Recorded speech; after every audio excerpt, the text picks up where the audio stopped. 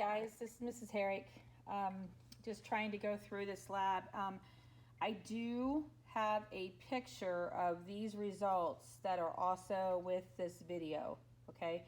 So I want you to look at those results on that picture. We basically are doing precipitation reactions here where we put these chemicals of silver nitrate, lead nitrate, zinc nitrate, cobalt nitrate, lead nitrate, nickel nitrate, and we put drops of them going across on these X's, and then we put sodium iodide going down, sodium hydroxide, sodium chromate, sodium sulfate, sodium carbonate. We're trying to see which X's are covered up because you're making a precipitation reaction. This is precipitation right here, okay?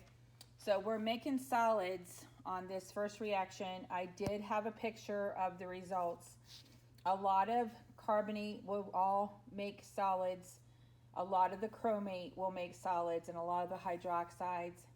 And then a lot of all of the silver and all of the lead will basically be precipitate. So with that, we went over, that was what we did on, we did this part on Wednesday. We did this on Wednesday this week. And then we went over the results of this reaction on Thursday. We did this on Thursday, and this is on page 2. This is on page 2 of your packet. I'll go over this a little bit more in detail. But this is page 1. You should have done this last Wednesday. I will have an attached picture that goes with the results of this, telling you which ones, you're going to see which ones of the X's look like you can't see the X's. The chemicals go together and form a precipitate, and it covers up the X. The ones where you can see the X are where there's no reaction, okay? So that attached picture, I will also have this with this same page that's in Schoology, okay? Then on Thursday, we went over and tried to write out cobalt nitrate's formula and sodium hydroxide and talked about how they traded. And cobalt is going to go with the hydroxide, the outers go together, and the inners go together, and those make the two compounds over here. And the same with lead nitrate and sodium carbonate. The lead carbonate get together and the sodium nitrate get together. And so I wrote those out like this. So this is what I'm going to show you here. Take a minute and write these out. But this is cobalt nitrate, and it's cobalt plus 2, sodium hydroxide, and the outer two get together and form cobalt hydroxide, and the inner two to get together, but you're going to make sodium first and nitrate second. So in fact, you'll see all the middle ones are going to be sodium nitrate in all of these. So we're going to put sodium nitrate every time. You're just going to take the outer two and make the new compound. And these two new compounds with cobalt and lead and silver and zinc and nickel, they're the ones that are actually going to be the precipitates, okay? So take a minute and write these down, and then what you're going to do is you're going to take this reaction and you're going to put zinc in place of cobalt. So put zinc here instead of cobalt, and then put with sodium hydroxide. And so everything is the same except for you're going to put zinc here and zinc there and rewrite the whole thing. Do the same thing again and put lead here and rewrite the whole thing. You can do nickel and rewrite the whole thing. That's how you can get the other 4 reactions, okay? You also can put nickel in place of lead here and react it with carbonate. You could put zinc here reacting with carbonate. You could put cobalt here and react with carbonate. That's how you can get the other 3 or 4 reactions. You need to write 5 of them out. And here's zinc. So you're going to see zinc in place of cobalt. You just put zinc hydroxide with sodium nitrate. That's how you're doing it. It's very much like the first one, but you trade zinc for cobalt and put it down. Trade nickel for cobalt and write it down. Trade lead for cobalt and rewrite it down. That's how you simply can do this page. So you need to write 5 equations. I've given you one. Here's a second one. Just try to write 3 out on your own. You also need to balance these equations, which I'm going to talk about tomorrow and on Wednesday in class. Okay? Now what we did today was this reaction. That's really what this video is about, and I'm going to videotape it and you're trying to do gas forming reactions, also acid-base reactions, and you are working with water first, and you're going to add universal indicator, and that indicator is telling you if you have an acid or a base. That's what you use it for, okay? And when you have an acid, it's red. When you have a base, it's blue or purple. And then when you're in the middle of the rainbow, you're green, that's neutral.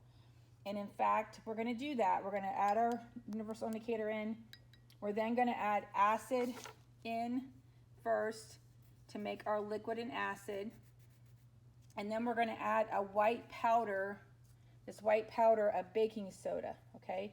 The actual equation is baking soda, write this down, white powder plus HCl aqueous, and it's going to start fizzing, and it's going to make CO2 gas and water.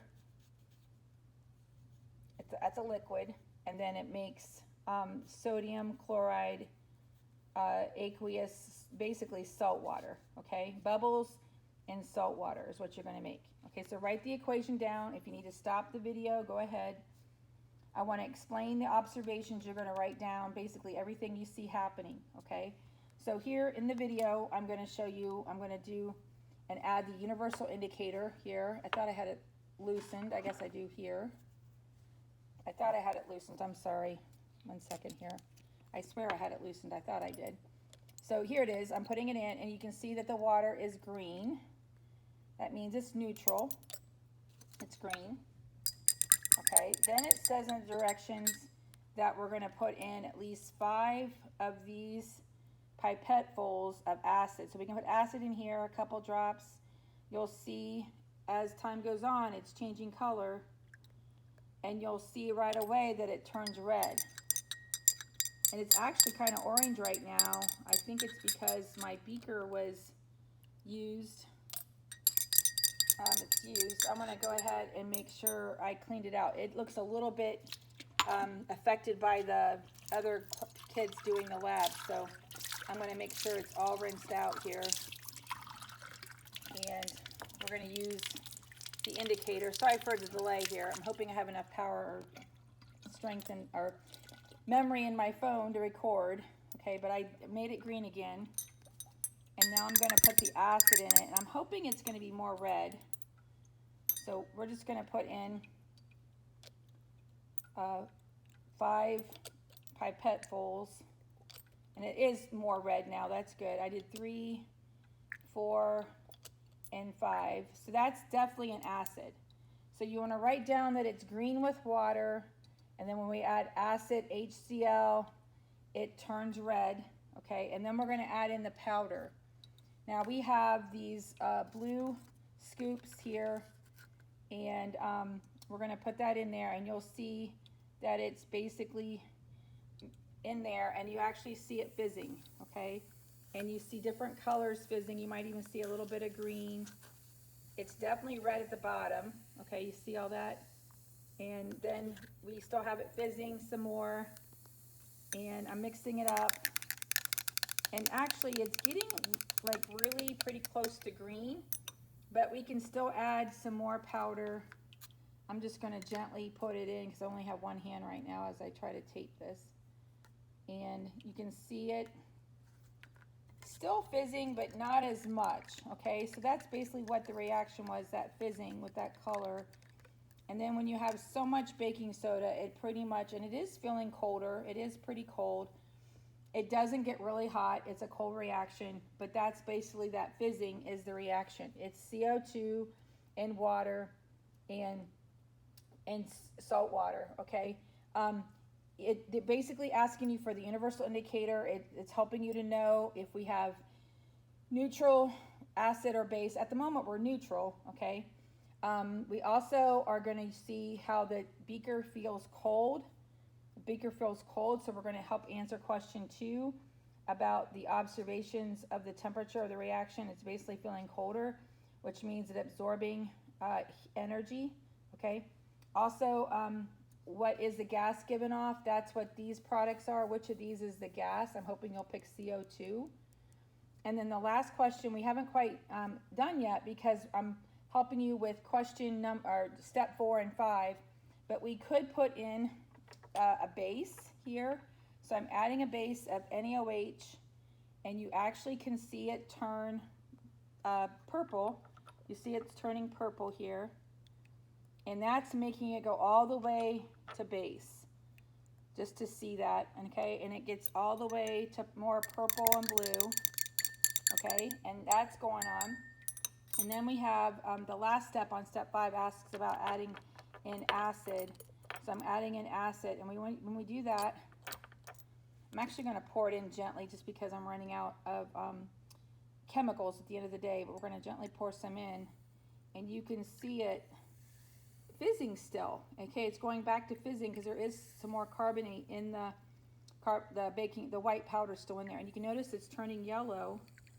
It's turning some yellow. It's fizzing. Let's add some more to it here, and you could go back and forth if you wanted to. There, see how it's fizzing some more, and it's actually almost fizzing over, but it actually is turning yellow and fizzing almost like it's soda pop. Okay, and it is still fizzing. So we went up to red, to blue, we went back to the yellow. We could add more of the powder, and we actually see it go fizzing because we have a lot of excess acid. And that's basically what we did today, was to see this, and it does feel cold, okay? It says, did you get your action to neutral color again? We actually did, and now that it is pretty green, we got it to neutral again. Was it difficult to do? In general, not really. It just depends on how much chemicals you had, if you had enough time. If yes, why do you think it was to get to the correct drops to get it to neutral? Well, we didn't really do it by drops, we just roughed it, but really it wasn't too difficult to do, if you want to write that down for number 4, okay? So hopefully you wrote down some observations. You saw the color change from green to red to fizzing. Then we went to blue because we added blue on step 4. We added NaOH to step 4. And then we added some more acid to go back to green. So let me know if you have any questions. I'm going to record this and submit it on Schoology. Let me know if you have any questions, especially about what observations to add. If that's, because I'm visually, you can go back through the video and just record all the colors that you saw, okay? Let me know if you have any questions about questions 1, 2, 3, and 4. I can help you with that as well. Talk to you later. Bye.